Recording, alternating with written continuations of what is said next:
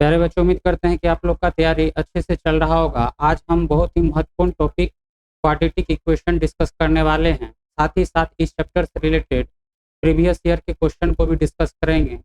अगर आप इस क्लास को अंत तक देखते हैं तो इस चैप्टर से रिलेटेड अगर आपके एग्जाम में क्वेश्चन पूछा जाता है तो आप क्या कर सकते हैं, बना करके आ सकते हैं और ज़्यादा से ज़्यादा मार्क गेन कर सकते हैं। तो चलिए क्लास को स्टार्ट करते हैं एक लाइक के साथ। तो मेरे साथ बने रहिएगा। ध्यान रखिएगा कि जो भी कंसेप्ट आज हम बताएंगे आप उसको क्या कर सकते हैं, ध्यान से देखते चलिएगा ताकि इस चैप्टर से रिलेटेड आपको किसी भी टाइप का प्रॉब्लम ना हो। तो चलिए क्लास को स्टार्ट करते हैं। तो क्लास स्टार्ट करने से पहले क्या कीजिए, सभी बच्चे जो भी हमारी क्लास को देख रहे हैं और आप चाहते हैं कि इस टाइप का कंटेंट आपको प्रॉपर मैनर में मिलता रहे, तो आप क्या कर सकते हैं, क्लास को एक लाइक के साथ स्टार्ट कर सकते हैं। तो चलिए क्लास को स्टार्ट करते हैं। ध्यान से देखते चलिएगा। आज जो हम डिस्कस करने वाले हैं, ध्यान से देखते चलिएगा। आज जो हम डिस्कस करने वाले हैं, सबसे पहला टॉपिक क्या है, रेखीय तथा द्विघात समीकरण। क्या है? रेखीय तथा द्विघात समीकरण, जिसको अपन क्या कहते हैं, हिंदी अंग्रेजी में क्या कहते हैं, लीनियर एंड क्वाड्रेटिक इक्वेशन कहते हैं। क्या कहते हैं? Linear and quadratic equation. तो हम क्या बताए थे कि हम क्या करेंगे, क्वाड्रेटिक इक्वेशन का कुछ महत्वपूर्ण थ्योरी पढ़ लेंगे। थ्योरी पढ़ने के बाद इस चैप्टर से रिलेटेड जितना भी प्रीवियस ईयर का क्वेश्चन होगा सबको हम क्या करेंगे, डिस्कस करेंगे।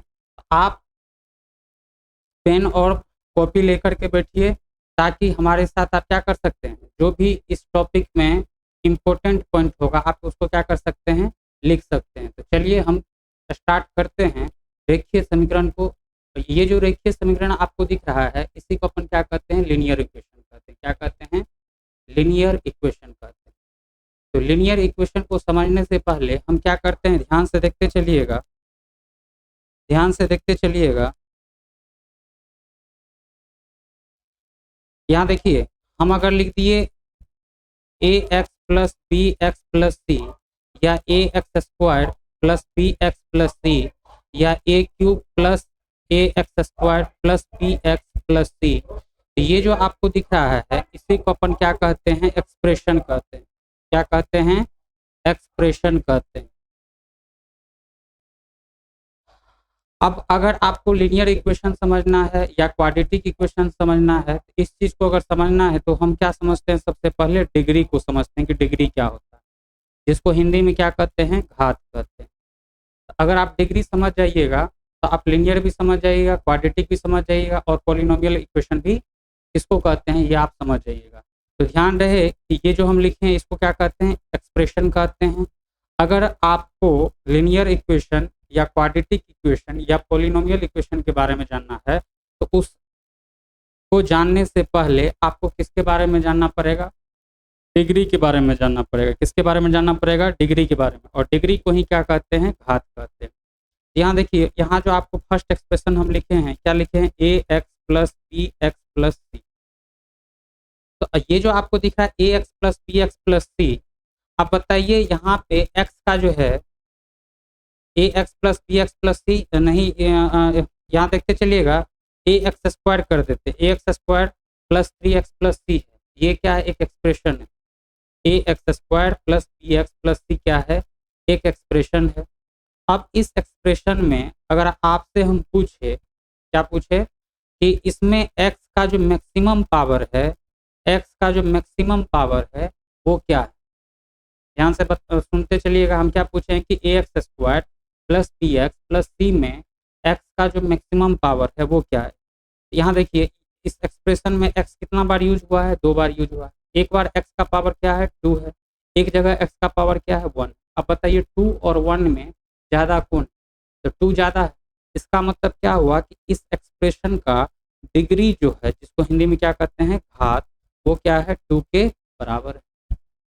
तो डिग्री समझ में आ गया। अब अगर हम पूछे ए एक्स प्लस बी, ये भी एक क्या है, एक्सप्रेशन। अब इस एक्सप्रेशन में हम आपसे पूछे कि x का मैक्सिमम पावर क्या है, तो x का जो मैक्सिमम पावर है वो क्या है, 1।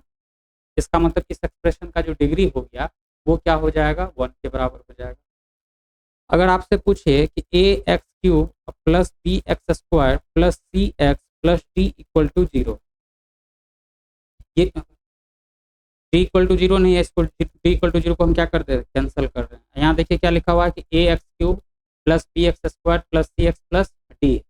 अब अगर इसमें पूछेगा आपसे कि x का मैक्सिमम पावर क्या है, आप बताइए x का जो मैक्सिमम पावर है, यहाँ देखिए यहाँ 3 है 2 है, यहाँ कुछ नहीं है तो क्या है 1, तो 3 2 1 में सबसे ज़्यादा क्या हो गया 3 हो गया। इसका मतलब क्या कि इस एक्सप्रेशन का जो डिग्री है वो क्या है 3, डिग्री क्या है 3 है। क्यों? क्योंकि x का जो मैक्सिमम पावर है वो क्या है 3 है, इस कारण से इस एक्सप्रेशन का डिग्री क्या होगी 3 हो गया। तो ध्यान से सुनते चलिएगा, यदि किसी एक्सप्रेशन का डिग्री क्या हो जाए 2 से कम हो जाए, मतलब क्या, अगर किसी एक्सप्रेशन का डिग्री क्या हो जाए 2 से कम हो जाए, तब उस केस में उस एक्सप्रेशन को अपन क्या कहते हैं, रेखीय एक्सप्रेशन कहते हैं, मतलब लीनियर एक्सप्रेशन कहते हैं। क्या कहते हैं? रेखीय या लीनियर एक्सप्रेशन कहते हैं। तो लीनियर एक्सप्रेशन समझ में आ गया।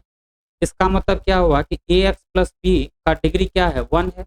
इसका मतलब क्या, 1 जो है 2 से छोटा है। इसका मतलब क्या कि ए एक्स प्लस बी का जो डिग्री है वो अगर 1 से छोटा है, इसका मतलब क्या कि ए एक्स प्लस बी क्या हो गया, आपका लीनियर एक्सप्रेशन हो गया। क्या हो गया? लीनियर एक्सप्रेशन हो गया। ए एक्स प्लस बी क्या हो गया? लीनियर एक्सप्रेशन हो गया। अब अगर इसमें हम क्या करते, इक्वल टू 0 लगा दें या इक्वल टू 2 लगा दें, ये एक क्या हो जाएगा, इक्वेशन हो जाएगा। तो ये जो आपको दिख रहा है ये कौन सा इक्वेशन है, ये जो दिख रहा है इसी को क्या कहते हैं, लीनियर इक्वेशन कहते हैं, या इसी को हिंदी में क्या कहेंगे, रेखीय समीकरण कहेंगे। क्या कहेंगे? रेखीय समीकरण कहेंगे।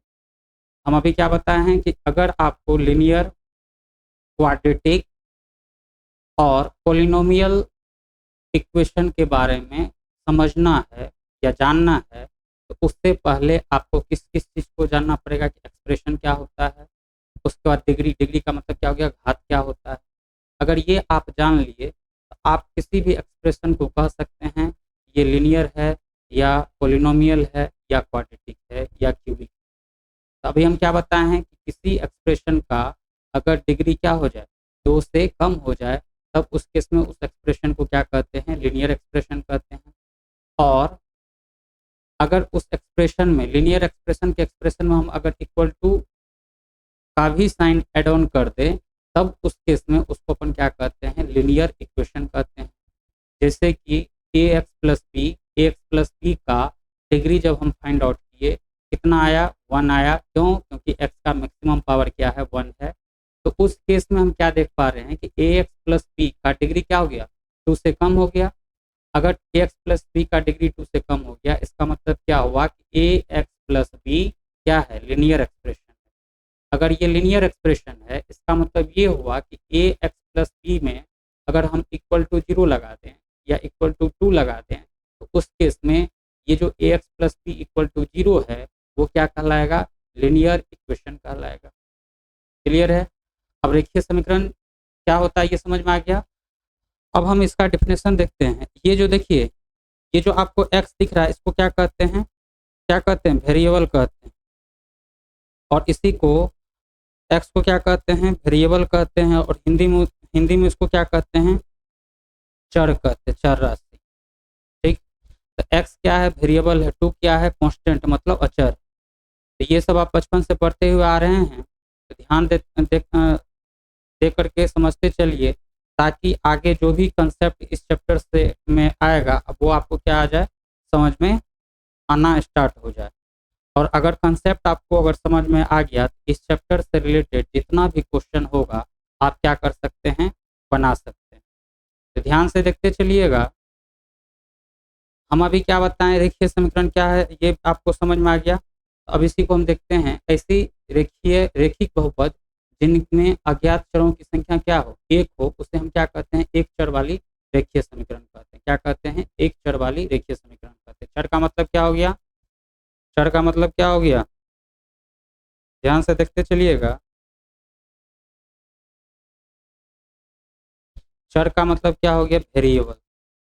इंग्लिश में इसको क्या कहते हैं, वेरिएबल। क्या कह रहा है कि अगर किसी रेखीय बहुपद में अगर वेरिएबल का संख्या कितना हो, एक हो, तब उस केस में उसको क्या कहते हैं, एक चर वाली रेखीय समीकरण कहते हैं। क्या कहते हैं, एक चर वाली रेखीय समीकरण कहते हैं। जैसे 2x+3 है, तो अब बताइए इस 2x+3, ये तो हमको पता है कि 2x+3 जो है वो क्या है, 2x+3 क्या है, 2x+3 जो है ये क्या है, लीनियर एक्सप्रेशन है। अगर इसमें 2x+3 इक्वल टू अगर हम 0 लिख दें, 2x+3 इक्वल टू हम क्या लिख दें, 0 लिख दें, ये तो हमको पता चल गया कि 2x+3 का डिग्री क्या है, 1 है। इसका मतलब डिग्री 2 से कम है, तो ये जो है लीनियर एक्सप्रेशन हो गया और इसके साथ इक्वल टू 0 का साइन लगा दिया गया है। इस कारण से 2x+3 इक्वल टू 0 जो है वो क्या है, रेखीय समीकरण या लीनियर इक्वेशन है। क्या है, रेखीय समीकरण या लीनियर इक्वेशन है।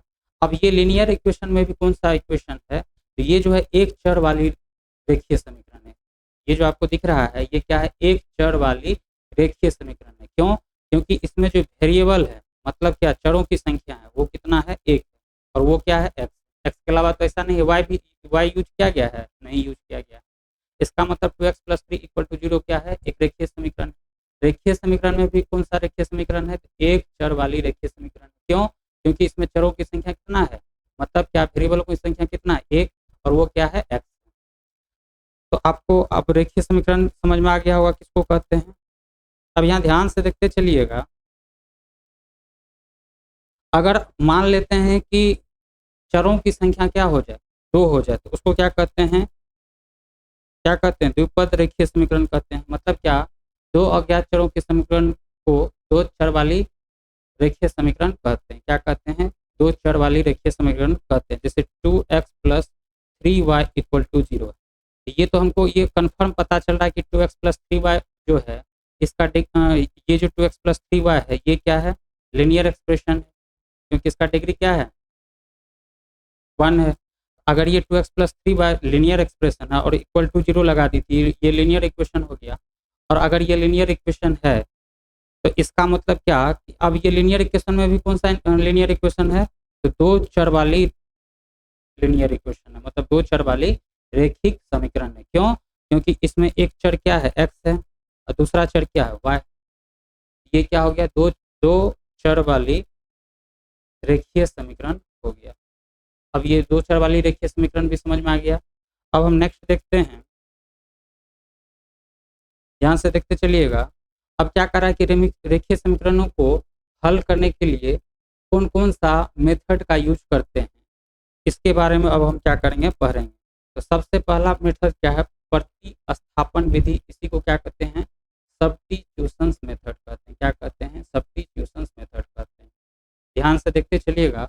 अगर आपको सब्स्टिट्यूशन मेथड समझना है तो हम क्या करते हैं, यहाँ देखिए 2x, ध्यान से देखते चलिएगा, हम क्या ले रहे हैं,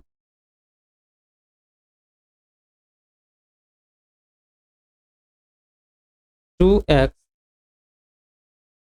प्लस क्या लिए हैं, ध्यान से देखते चलिएगा। एक समीकरण लिए हैं 2x minus y equal to 3, और दूसरा समीकरण हम ले रहे हैं 4x minus y equal to 5। इसको इक्वेशन नंबर 1 मान ली, इसको इक्वेशन नंबर 2 मान ली। तो अगर इस इक्वेशन को सॉल्व करके अगर आपको एक्स वाई का वैल्यू निकालना है, तो इस इक्वेशन को आप क्या कर सकते हैं, प्रतिस्थापन विधि या सब्स्टिट्यूशन मेथड के हेल्प से भी सॉल्व कर सकते हैं। अब समझना है कि ये सब्स्टिट्यूशन मेथड क्या है। तो क्या कह रहा है सब्स्टिट्यूशन मेथड, क्या कहता है, ध्यान से सुनिएगा। कह रहा है कि या तो समीकरण 1 या समीकरण 2 में से किसी एक वेरिएबल का मान आप क्या कीजिए, फाइंड आउट कर लीजिए। तो हम क्या कर रहे हैं, समीकरण 1 में से x का वैल्यू निकालते हैं। समीकरण 1 क्या है, 2x minus y equal to क्या दे रखा है, 3 दे रखा है। तो समीकरण 1 में से अगर x का वैल्यू निकालेंगे तो यहाँ क्या हो जाएगा, 2x इक्वल टू क्या हो जाएगा, 3 प्लस वाई हो जाएगा। और 2x का वैल्यू अगर 3 प्लस वाई के बराबर है तो x का जो वैल्यू होगा वो किसके बराबर हो जाएगा, 3y बाय 2 के बराबर हो जाएगा। तो हम क्या किए, समीकरण 1 में से x का वैल्यू फाइंड आउट कर लिए, और x का जो वैल्यू फाइंड आउट किए हैं, मान निकाले हैं, वो किस किस फॉर्म में निकाले हैं, y के फॉर्मेट में निकाल लिया। अब क्या कर रहा है कि इस x के वैल्यू को आप क्या कीजिए, समीकरण 2 में रख दीजिए। क्या कीजिए, इस x का जो वैल्यू आप y के फॉर्मेट में निकाल रहे हैं, इसका वैल्यू आप क्या कीजिए, समीकरण 2 में रख दीजिए। अब यहाँ देखिए समीकरण 2 क्या है, 4x minus y equal to 5। अब अगर इस 4x में x के जगह पे हम क्या रख दें, 3 प्लस वाई अपॉन में 2 रखते हैं, हम माइनस वाई रख देंगे, इक्वल टू क्या हो जाएगा, 5 हो जाएगा। अब इससे ये क्या हो जाएगा, कैंसिल हो जाएगा। इसका मतलब 2 into 3 plus y minus y equal to क्या आ गया, 5 आ गया। तो 2 इंटू 3 करेंगे कितना हो जाएगा, 6 और प्लस 2 वाई, अब माइनस वाई इक्वल टू क्या आ गया, 5। अब 2 वाई में से वाई को कैंसिल करेंगे क्या हो जाएगा, माइनस का वाई। अब यहाँ देखिए 6 है, इधर प्लस में है, राइट साइड में जाएगा तो क्या हो जाएगा, माइनस में, तो 5 माइनस 6, तो ये माइनस वाई इक्वल टू क्या आ गया, -1। तो वाई का जो वैल्यू पता चल रहा है वो किसके बराबर आ रहा है, 1 के बराबर आ रहा है। आप क्या किए हैं, इस इक्वेशन में एक वेरिएबल जो y था उसका वैल्यू फाइंड आउट कर लिया, और इस फाइंड ये जो आप वैल्यू निकाले हैं y का, इस प्रोसेस के हेल्प से, ये जो प्रोसेस है, इसी प्रोसेस को अपन क्या कहते हैं, सब्स्टिट्यूशन मेथड कहते हैं। क्या कहते हैं, सब्स्टिट्यूशन मेथड, या इसी को हिंदी में क्या करते हैं, प्रतिस्थापन विधि कहते हैं। अब ये जो y का वैल्यू है, अब इस y का वैल्यू आप किसी एक समीकरण में रख दीजिए, आपको क्या पता चल जाएगा, x का भी वैल्यू पता चल जाएगा। अगर x का वैल्यू निकालना तो क्या हो जाएगा, 2 into x minus y, y का वैल्यू क्या है 1, इक्वल टू क्या हो जाएगा 3, तो 2x इक्वल टू क्या हो जाएगा 3 प्लस 1, और 2x इक्वल टू क्या हो जाएगा 4।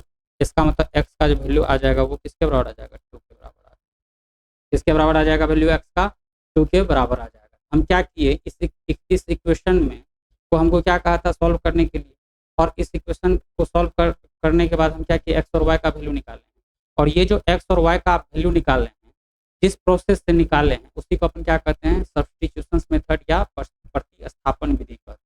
हम क्या किए, समीकरण 1 या समीकरण 2 में से किसी एक में से एक वेरिएबल का मान दूसरे वेरिएबल के रूप में निकाल लेते हैं, और दूसरे वेरिएबल के रूप में निकालने के बाद इसका वैल्यू क्या करते हैं, दूसरे इक्वेशन में रख देते हैं, और दूसरे इक्वेशन में रखने के बाद उस इक्वेशन को सॉल्व करते हैं, तो उससे एक आपको क्या पता चल जाता है, एक वेरिएबल का वैल्यू पता चल जाता है। और इस वेरिएबल का वैल्यू, मतलब इस वेरिएबल का वैल्यू हम क्या करते हैं, किसी एक इक्वेशन में रखने के बाद आप क्या कर सकते हैं, दूसरे वेरिएबल को भी फाइंड आउट कर सकते हैं। ये जो आपको प्रोसेस दिख रहा है, या ये जो आपको मेथड दिख रहा है, इसी को अपन क्या कहते हैं, सब्स्टिट्यूशन मेथड कहते हैं। क्या कहते हैं, सब्स्टिट्यूशन मेथड कहते हैं। क्लियर हो गया होगा। इसको क्या, कौन सा मेथड कहते हैं, तो सब्स्टिट्यूशन मेथड कहते हैं। यहाँ ध्यान दीजिए, 2y में से अगर y को कैंसिल करेंगे तो यहाँ क्या हो जाएगा, y हो जाएगा, यहाँ भी y हो जाएगा, तो यहाँ y इक्वल टू क्या आ जाएगा, -1 आ जाएगा। अगर y इक्वल टू -1 होगा तो यहाँ +1 हो जाएगा। अब यहाँ क्या हो जाएगा, यहाँ देख लीजिए, यहाँ कैलकुलेशन थोड़ा सा गलत हो गया। 2x प्लस 1 का वैल्यू किसके बराबर हो जाएगा, 3 के बराबर हो जाएगा। 2x का वैल्यू क्या हो जाएगा, 2x का जो वैल्यू होगा वो किसके बराबर आएगा, 1 के बराबर आएगा। क्लियर हो गया होगा। अब इस प्रोसेस की हेल्प से आप क्या कर सकते हैं, इक्वेशन को क्या कर सकते हैं, आप सॉल्व कर सकते हैं। अब चल देखते हैं इसका डिफिनेशन क्या है, ध्यान से देखते चलिएगा। ये जो प्रोसेस है, इसी प्रोसेस को अपन क्या करते हैं, प्रतिस्थापन मेथड या विधि, जिसको अंग्रेजी में क्या कहेंगे, सब्स्टिट्यूशन मेथड। सब्स्टिट्यूशन मेथड में क्या करते हैं, अगर दो इक्वेशन आपके पास दिया हुआ है तो उन दोनों इक्वेशन में से किन्हीं एक इक्वेशन में से हम क्या करते हैं, एक वेरिएबल को दूसरे वेरिएबल के फॉर्म में लिख लेते हैं। लिखने के बाद उस एक वेरिएबल को दूसरे वेरिएबल के फॉर्म में लिख लेते हैं। उसके बाद उस वैल्यू को क्या करते हैं, दूसरे इक्वेशन में रख के सॉल्व करते हैं। सॉल्व करने के बाद आपको एक वेरिएबल पता चल जाता है। फिर से उस वेरिएबल को दूसरे पहला या दूसरा इक्वेशन में रखने पर आपको क्या पता चल जाएगा, दूसरा वेरिएबल पता चल जाएगा, मतलब दूसरा चर राशि पता चल जाता है। तो चलिए ध्यान से देखते हैं क्या कह रहा है कि इस विधि में किसी एक समीकरण से एक अज्ञात राशि का मान दूसरी अज्ञात राशि के पदों में ज्ञात करके दूसरी समीकरण में प्रतिस्थापित करते हैं। इस प्रकार प्राप्त एक अज्ञात राशि को समीकरण को हल करके उस मान को दूसरी समीकरण में प्रतिस्थापित करके दूसरी अज्ञात राशि का मान प्राप्त करते हैं, और इसी प्रोसेस को क्या कहते हैं, प्रतिस्थापन विधि या सब्स्टिट्यूशन मेथड कहते हैं। और इसको सॉल्व करके हम दिखा भी दिए हैं। जैसे निम्न समीकरणों का निकाय का हल क्या होगा, तो इसी समीकरण का भी हम क्या किया, हल आपको बताएं। क्लियर हो गया होगा। अब चलिए नेक्स्ट क्वेश्चन देखते हैं। नेक्स्ट प्रोसेस जो है, नेक्स्ट मेथड जो है वो क्या है, एलिमिनेशन मेथड। क्या है, एलिमिनेशन मेथड। तो ध्यान से देखते चलिएगा। इस विधि में दी गई दोनों समीकरणों में किसी एक अज्ञात राशि के गुणांक को बराबर करके दोनों समीकरण को जोड़ते अथवा घटाते हैं, जिससे हमको क्या पता चल जाता है, चर राशि अज्ञात राशि का मान पता चल जाता है। फिर से हम पढ़ रहे हैं, ध्यान से देखते चलिएगा। इस विधि में दी गई दो समीकरण में से किसी एक अज्ञात राशि के गुणांक को बराबर करके दोनों समीकरण को जोड़ते अथवा घटाते हैं, जिससे समान गुणांक वाले पद क्या हो जाता है, घट जाता है। अब प्राप्त एक अज्ञात राशि के समीकरण को हल करने पर प्राप्त राशि के मान को दी गई किसी एक समीकरण में रखकर दूसरी अज्ञात राशि का भी हम क्या करते हैं, मान ज्ञात कर लेते हैं। और ये जो प्रोसेस है उसी को क्या कहते हैं, एलिमिनेशन मेथड कहते हैं। मतलब क्या, ध्यान से देखते चलिएगा। जैसे अब इस समीकरण को कह रहा है, ये जो समीकरण का निकाय है इसको क्या कर रहा है, हल करने के लिए। इसको हम कंसीडर कर रहे हैं इक्वेशन 1 और इसको क्या कर रहा है, इक्वेशन 2। तो एलिमिनेशन मेथड की हेल्प से क्या कर रहा है कि आप क्या कीजिए, एक्स या वाई का जो गुणांक है, गुणांक को ही अंग्रेजी में क्या कहते हैं, कोफिशिएंट कहते हैं। जैसे अगर आपसे पूछेंगे कि 2x का गुणांक क्या है, 2x में x का गुणांक क्या है, मतलब कोफिशिएंट क्या है, तो 2 है। 4x में x का कोफिशिएंट मतलब गुणांक क्या है, 4। तो क्या कर रहा है कि अगर इस समीकरण निकाय को आपको एलिमिनेशन मेथड के प्रोसेस से बनाना है, तो आप क्या कीजिए, या तो x या तो y, किसी एक का कोफिशिएंट को आप क्या कर दीजिए, बराबर कर दीजिए। और बराबर करने के बाद आप उसको क्या कीजिए, जोड़िए या घटाइए। और घटाने के बाद आपको क्या हो जाएगा, एक वेरिएबल का पता चल जाएगा। और उस वेरिएबल को किसी एक समीकरण में रखने पर दूसरा वेरिएबल भी आपको क्या हो जाएगा, पता चल जाएगा। और इस प्रोसेस के हेल्प से आप क्या कर सकते हैं, दोनों वेरिएबल को फाइंड आउट कर सकते हैं। और इसी मेथड को अपन क्या कहते हैं, एलिमिनेशन मेथड कहते हैं। चलिए इस इक्वेशन को हम क्या करते हैं, एलिमिनेशन मेथड के हेल्प से, मतलब विलोपन विधि के हेल्प से सॉल्व करते हैं, ताकि इस एलिमिनेशन मेथड का कंसेप्ट आपको समझ में आ जाए। यहाँ ध्यान से देखते चलिएगा, क्या लिखा हुआ है, 11x माइनस 5y प्लस 61 का जो वैल्यू है वो किसके बराबर है, 0 के बराबर। उसके बाद क्या दिया हुआ है कि 3x माइनस 20y माइनस 2 का जो वैल्यू है वो किसके बराबर है, 0 के बराबर। इसको हम कंसीडर कर रहे हैं समीकरण 1, इसको हम कंसीडर कर रहे हैं समीकरण। अब बताइए समीकरण 1 को आप क्या लिख सकते हैं, 11x minus 5y equal to, plus में तो उधर जाएगा क्या हो जाएगा, माइनस में, तो 0 माइनस 61 क्या हो जाएगा, माइनस का 61। अब इस एक्सप्रेशन को, इक्वेशन नंबर 2 को आप क्या लिख सकते हैं, 3x minus 20y equal to क्या लिख सकते हैं, माइनस 2 है, राइट साइड में जाएगा क्या हो जाएगा, +2, तो 0 + 2 क्या हो जाएगा, 2 हो जाएगा। अब हम क्या करते हैं, ध्यान से देखते चलिएगा। हम y का कोफिशिएंट, मतलब y का कोफिशिएंट समीकरण 1 में हम क्या करते हैं, 5 से गुना कर दे रहे हैं, ताकि y का कोफिशिएंट क्या हो जाए, 4 से। समीकरण 1 में क्या कर रहे हैं, यहाँ ध्यान से देखते चलिएगा। ये जो आपको समीकरण 1 दिख रहा है, इसको हम क्या कंसीडर कर रहे हैं, समीकरण 2 कंसीडर कर रहे हैं। तो y के कोफिशिएंट को बराबर करने के लिए हम क्या कर रहे हैं, समीकरण 1 में 4 से मल्टीप्लाई कर रहे हैं। किससे मल्टीप्लाई कर रहे हैं, 4 से मल्टीप्लाई कर रहे हैं। यहाँ देखिए समीकरण 1 में जो है y का जो कोफिशिएंट है, मतलब y का जो गुणांक है वो क्या है, 5 है। और समीकरण 2 में y का जो कोफिशिएंट मतलब गुणांक जो है वो किसके बराबर है, 20 के बराबर है। इसका मतलब क्या कि अगर 5 में हम 4 से मल्टीप्लाई कर देंगे तो 20 हो जाएगा। और अगर 20 हो गया तो हम क्या कहेंगे कि समीकरण 1 और समीकरण 2 दोनों का y का कोफिशिएंट क्या हो गया, बराबर हो गया। हम समीकरण 1 में क्या करते हैं, 4 से मल्टीप्लाई करते हैं। क्यों कर रहे हैं, इसके पीछे का भी कॉज हम बता दिए हैं। ध्यान से देखते चलिएगा, अगर 4 से मल्टीप्लाई करेंगे क्या हो जाएगा, 11 गुना 4 तो 44x हो जाएगा, माइनस 5 गुना 4 करेंगे कितना हो जाएगा, 20y इक्वल टू माइनस 61 गुना 4 करेंगे तो 4 और 6 गुना 4 करेंगे क्या हो जाएगा, 24 माइनस का 244 हो जाएगा। इसके बराबर हो जाएगा, माइनस का 244 के बराबर हो जाएगा। अब यहाँ देखिए ये क्या हो जाएगा, 3x minus 20y equal to 2 हो जाएगा। क्लियर है। अब हम क्या करते हैं, ध्यान से देखते चलिएगा।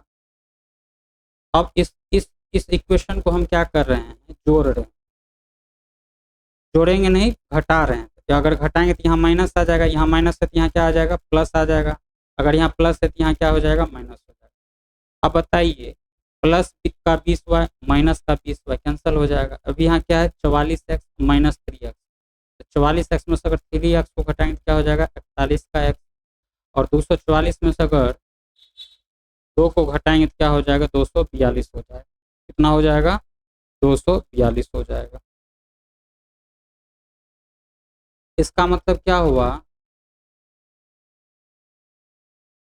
यहाँ देखिए, ध्यान से देखते चलिएगा। यहाँ घटाएंगे तो 244 में से अगर दो को घटाते हैं, माइनस 244 माइनस 2 कितना हो जाएगा, 246 हो जाएगा। और 46 भी क्या हो जाएगा, माइनस का हो जाएगा 246। तो एक्स इक्वल टू क्या हो जाएगा, माइनस 246 अपॉन में क्या हो जाएगा, 41। अब इससे इसको डिवाइड करेंगे क्या हो जाएगा, 6 हो जाएगा। एक्स इक्वल टू क्या बचा, माइनस का 6। अब हम क्या किए हैं, ये जो आप प्रोसेस से इस इक्वेशन को सॉल्व किए हैं, इसी को अपन क्या कहते हैं, एलिमिनेशन मेथड कहते हैं। क्या कहते हैं, एलिमिनेशन मेथड कहते हैं।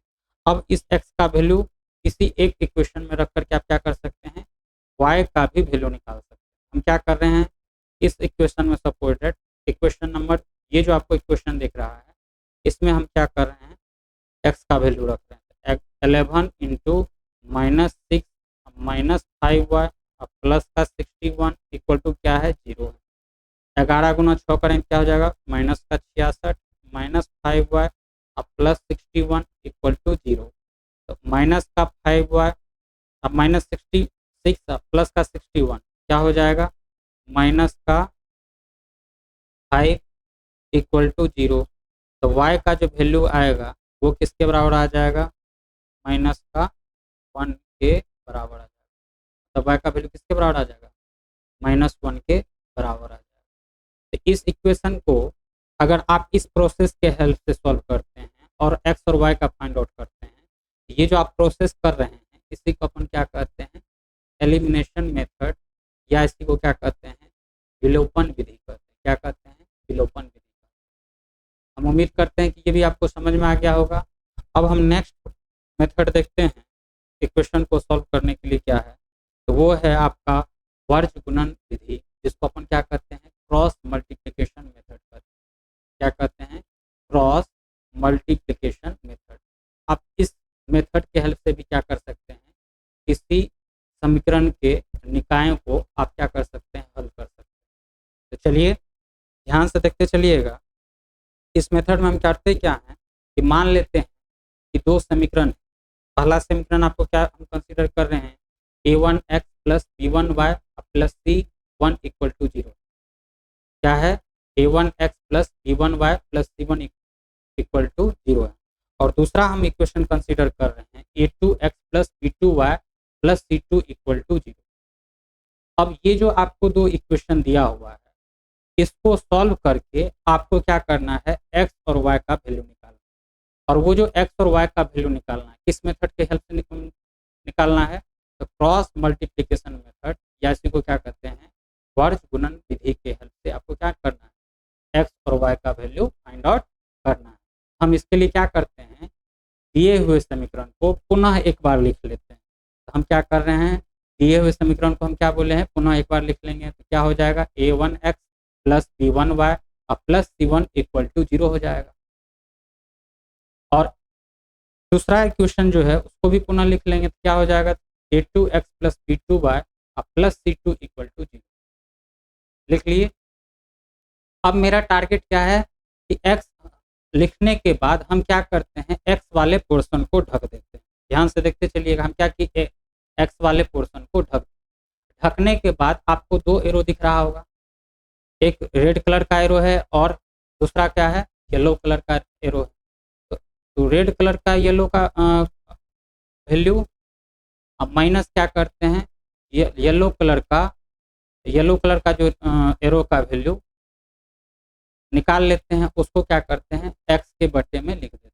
मतलब क्या हुआ, हम क्या बताएं कि a1x plus b1y plus c1 equal to 0 है, और a2x plus b2y plus c2 equal to अगर 0 है, अगर इस दो इक्वेशन को सॉल्व करके आपको x और y का वैल्यू निकालना है, किस मेथड से निकालना है, तो क्रॉस मल्टीप्लिकेशन मेथड की हेल्प से निकालना है। तो आप क्या कीजिए, x वाले पोर्शन को छुपा दीजिए, x वाले पोर्शन को छुपा दीजिए। छुपाने के बाद आपको क्या दिखेगा, b1 y दिखेगा, c1 दिखेगा, b2y दिखेगा और c2 दिखेगा। उसके बाद हम क्या करते हैं, ये जो आपको गुणांक दिख रहा है, जो गुणांक दिख रहा है उसको हम क्या करते हैं, क्रॉस मल्टीप्लिकेशन कर लेते हैं। गुणांक का हम क्या कर लेते हैं, क्रॉस मल्टीप्लिकेशन कर लेते हैं और करने के बाद उस दोनों को आपस में क्या करते हैं, घटा लेते हैं और उसको क्या करते हैं, x के बट्टे में लिख लेते हैं। यहाँ दिख रहा होगा हम क्या लिखे हैं, x अपॉन में b1 c1, मतलब क्या कि b1 c2, x अपॉन में b1 c2 मतलब क्या कि रेड एरो का गुणनफल माइनस येलो एरो का गुणनफल। येलो एरो पे कौन सा नंबर है, b2 है और c1 है, तो b2 इंटू c1 कर दिए। उसके बाद हम क्या करते हैं, ध्यान से देखते चलिएगा। अब हम क्या करते हैं, y वाले पोर्शन को छुपाते हैं। हम क्या करेंगे, y वाले पोर्शन को छुपा लें। अगर y वाले आप पोर्शन को छुपाते हैं तो आपको क्या दिखेगा, a1x दिखेगा, c1 दिखेगा, a2x दिखेगा, c2 दिखेगा। और फिर से हम क्या करते हैं, क्रॉस मल्टीप्लिकेशन कर लेते हैं। मतलब क्या कि a1 को c2 से मल्टीप्लाई कर देते हैं और a2 को c1 से मल्टीप्लाई करते हैं और उसके बाद उस दोनों वैल्यू को क्या करते हैं, घटा करके हर में लिख लेते हैं। किसके हर में लिख लेते हैं, माइनस y के हर में लिख लेते हैं। उसके बाद हम क्या करते हैं, ध्यान से देखते चलिएगा। अब हम क्या करते हैं, कांस्टेंट टर्म को छुपाते हैं। तो यहाँ c1 और ये जो c2 है इसको हम क्या करेंगे, छिपाएंगे। तो c1 और c2 को जब छुपा देते हैं तो आपके पास जो है फिर से क्या बच रहा है, a1x b1y बच रहा है और a2x b2y बच रहा है।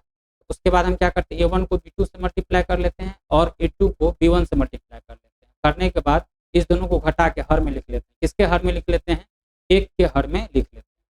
आप यहाँ देख पा रहे हैं कि इस प्रोसेस के हेल्प से आपको क्या मिला, x अपॉन में क्या मिला, x अपॉन में b1 into c2 minus b2 into c1 equal to minus y upon में a1 c2 minus a2 c1 equal to 1 upon में a1 b2 minus a2 b1 पता चल गया।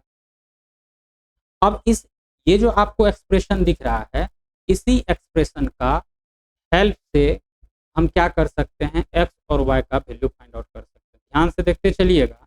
यहाँ क्या लिखा हुआ है कि ये एक्सप्रेशन इस एक्सप्रेशन के बराबर है। इसका मतलब क्या, x अपॉन में b1 into c2 minus b2 into c1 का जो वैल्यू है वो किसके बराबर है, तो 1 अपॉन में a1 into b2 minus a2 into b1 के बराबर है। ध्यान से देखते चलिएगा। अगर ये दोनों आपस में बराबर है इसका मतलब x का जो वैल्यू है आप क्या लिख सकते हैं। अब इसको क्या कीजिए, ये जो आपको दिख रहा है इसको ट्रांसफर कीजिए इधर, तो क्या हो जाएगा, b1 c2 minus b2 c1 upon में क्या हो जाएगा, a1 b2 minus a2 b1 हो जाएगा। यहाँ से हम क्या देख पा रहे हैं कि x का वैल्यू हम क्या किए, फाइंड आउट कर लिए। अब इसी तरीका से हम क्या कर सकते हैं, y का भी वैल्यू फाइंड आउट कर सकते हैं। तो चलिए हम देखते हैं y का वैल्यू निकालते हैं। यहाँ से x का वैल्यू क्या पता चला कि x का जो वैल्यू होगा वो किसके बराबर हो जाएगा, b1 c2 minus b2 c1 upon में क्या हो जाएगा, a1 b2 minus a2 b1। ये जो आपको दिख रहा है ये क्या है, x का वैल्यू है। और हम मेरा टारगेट भी क्या था, इस इक्वेशन को सॉल्व करके x और y का वैल्यू फाइंड आउट करना। अब हम क्या करते हैं, y का वैल्यू फाइंड आउट करते हैं। ध्यान से देखते चलिएगा। अब मेरा टारगेट क्या है, y का वैल्यू फाइंड आउट करना। तो y का वैल्यू कैसे फाइंड आउट करेंगे, ध्यान से देखते चलिएगा। अब बताइए कि ये जो है ये भी तो इसके बराबर है। इसका मतलब क्या हुआ कि माइनस y अपॉन में a1 c2 minus a2 c1 का जो वैल्यू है वो किसके बराबर है, 1 अपॉन में a1 b2 minus A2 into B1 के बराबर है। अगर हम इसमें से माइनस को कॉमन ले लेंगे तो क्या हो जाएगा, माइनस वाई अपॉन में A2C1 अब माइनस A1C2, यहाँ क्या आ जाएगा, माइनस आ जाएगा, इक्वल टू क्या हो गया, 1 अपॉन में A1B2 अब माइनस A2B1 हो जाएगा।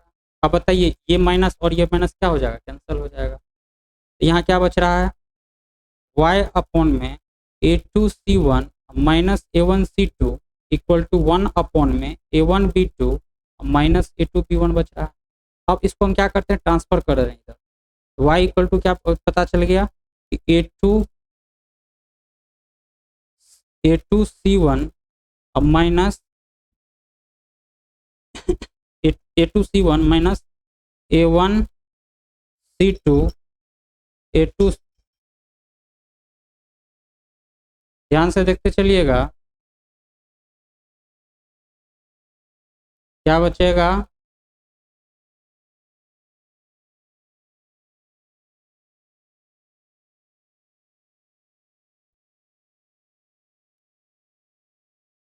y इक्वल टू क्या बचेगा, A2C1 माइनस A1C2, जब इसको इधर ट्रांसफर कर देंगे अपॉन में क्या है, ये है, यहाँ क्या हो जाएगा A1B2 अब माइनस A2B1। आपको क्या पता चला, y का भी वैल्यू पता चल गया। तो ये जो प्रोसेस दिख रहा है ना, इसी को अपन क्या करते हैं, क्रॉस मल्टीप्लिकेशन मेथड, या इसी को क्या कहते हैं, वर्ग गुणन विधि, जिसके हेल्प से आप क्या कर सकते हैं, एक्स और वाई का वैल्यू फाइंड आउट कर सकते हैं। और एक्स और वाई का वैल्यू कैसे फाइंड आउट किए हैं अब आपको समझ में आ गया होगा। तो चलिए हम नेक्स्ट देखते हैं। नेक्स्ट क्या है, द्विघात समीकरण, जिसको क्या कहते हैं, क्वाड्रेटिक इक्वेशन कहते हैं। क्या कहते हैं, क्वाड्रेटिक इक्वेशन कहते हैं। तो क्वाड्रेटिक इक्वेशन को सबसे पहले समझते क्या है। अब आपको समझ में आ गया होगा कि एक्सप्रेशन किसको कहते हैं।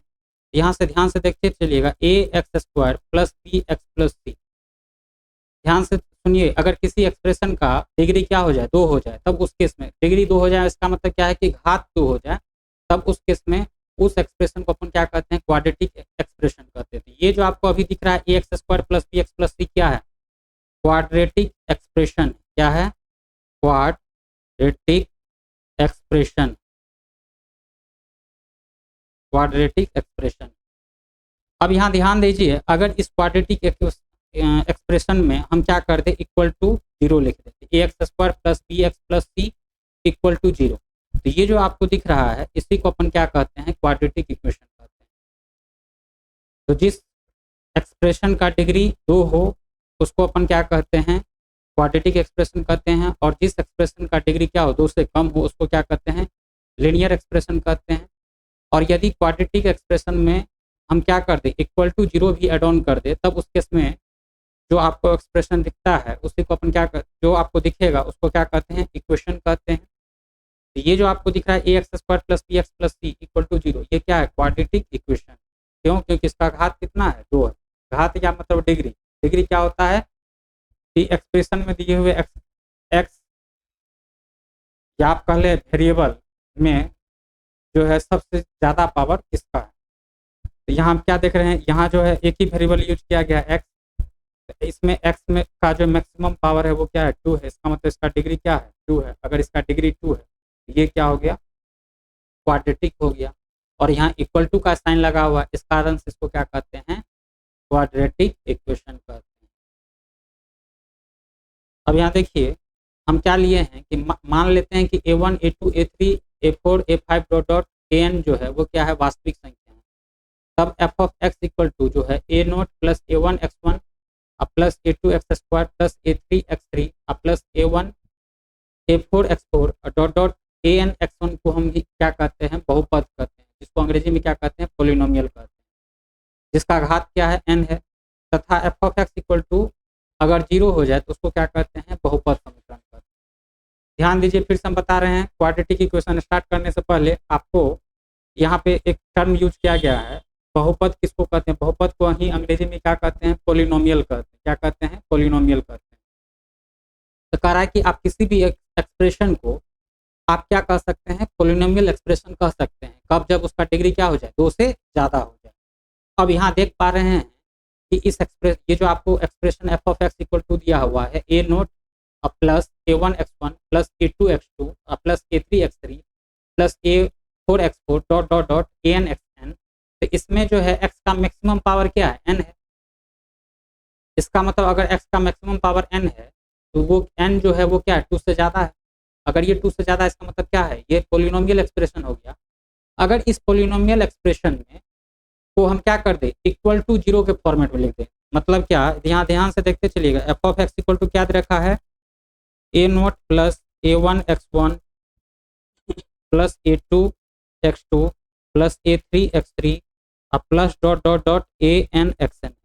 यहाँ x का मैक्सिमम पावर क्या है, n है, जो कि क्या है, x का मैक्सिमम पावर जो है वो क्या है, n है, जो कि क्या है, 2 से ज़्यादा है। इसका मतलब ये जो आपको दिख रहा है ये क्या हो गया, पोलिनोमियल हो गया, पोलिनोमियल एक्सप्रेशन हो गया, या इसी को हिंदी में क्या कहेंगे, बहुपद कहेंगे।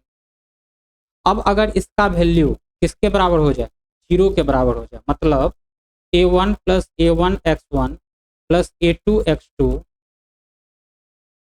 a2x2 plus a3x3 plus dot dot dot an x की पावर n का वैल्यू किसके बराबर हो जाए, 0 के बराबर हो जाए। ये जो आपको दिख रहा है इसी को अपन क्या कहते हैं, पोलिनोमियल इक्वेशन, या इसी को हिंदी में हम क्या कहेंगे, बहुपद समीकरण। क्या कहेंगे, बहुपद समीकरण। क्लियर है। अगर किसी एक्सप्रेशन का डिग्री क्या हो जाए, 2 से ज़्यादा हो जाए तो उसको क्या कहते हैं, पोलिनोमियल एक्सप्रेशन कहते हैं। और उसमें अगर इक्वल टू 0 अगर हम भी क्या कर दें, एड ऑन कर दें, तब उस केस में उसी को अपन क्या कहते हैं, पोलिनोमियल इक्वेशन कहते हैं या बहुपद समीकरण कहते हैं। नेक्स्ट देख, अब ये जो पॉइंट है आपको समझ में आ गया होगा कि बहुपद किसको कहते हैं। अब चलिए हम नेक्स्ट टॉपिक देखते हैं, ध्यान से देखते चलिएगा।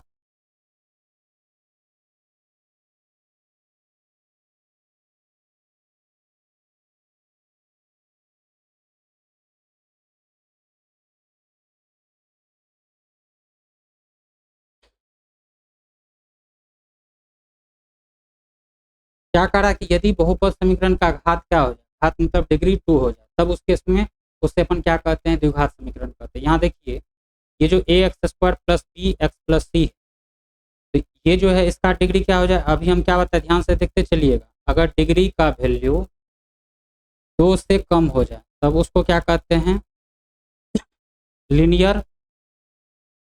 अगर डिग्री का वैल्यू 2 या 2 से अधिक हो जाए तो उसको क्या कहते हैं, पोलिनोमियल।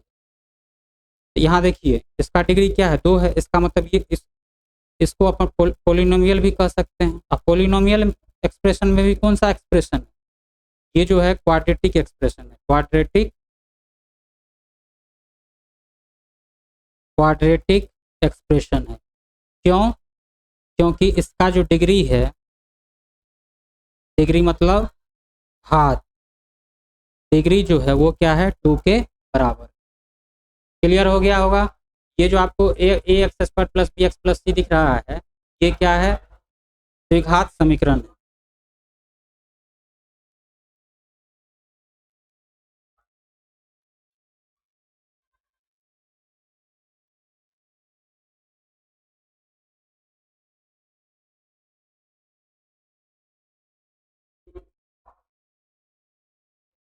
तो ध्यान से देखते चलिएगा। अब हम नेक्स्ट टॉपिक देखते हैं। कह रहा है कि इसका व्यापक समीकरण जो होता है वो क्या होता है, ax² plus bx plus c equal to 0। तो ध्यान दीजिएगा, अगर किसी एक्सप्रेशन का डिग्री जो है वो किसके बराबर होता है, रूट के बराबर होता है। रूट को ही क्या कहते हैं, हिंदी में मूल कहते हैं। तो अगर किसी एक्सप्रेशन का डिग्री क्या हो जाए, अगर किसी इक्वेशन का डिग्री क्या हो जाए, अगर किसी एक्सप्रेशन का डिग्री क्या हो जाए, 2 हो जाए, जैसे कि अभी आप देख पा रहे हैं कि क्वाड्रेटिक एक्सप्रेशन का जो है, क्वाड्रेटिक इक्वेशन का डिग्री कितना निकाले हैं, 2 निकाले हैं, घात कितना है, 2 है। इसका मतलब क्या है, इसका मूल जो होगा वो भी कितना होगा, 2 होगा। अगर डिग्री 3 है, इसका मतलब क्या, उसका रूट कितना हो जाएगा, 3 हो जाएगा। तो डिग्री जो होता है वो किसके बराबर हो जाता है, रूट के बराबर हो जाता है। ये आपको ध्यान में रखना है। तो यहाँ क्या दिया हुआ है, किसी व्यापक समीकरण a x square plus B x plus c equal to 0 है।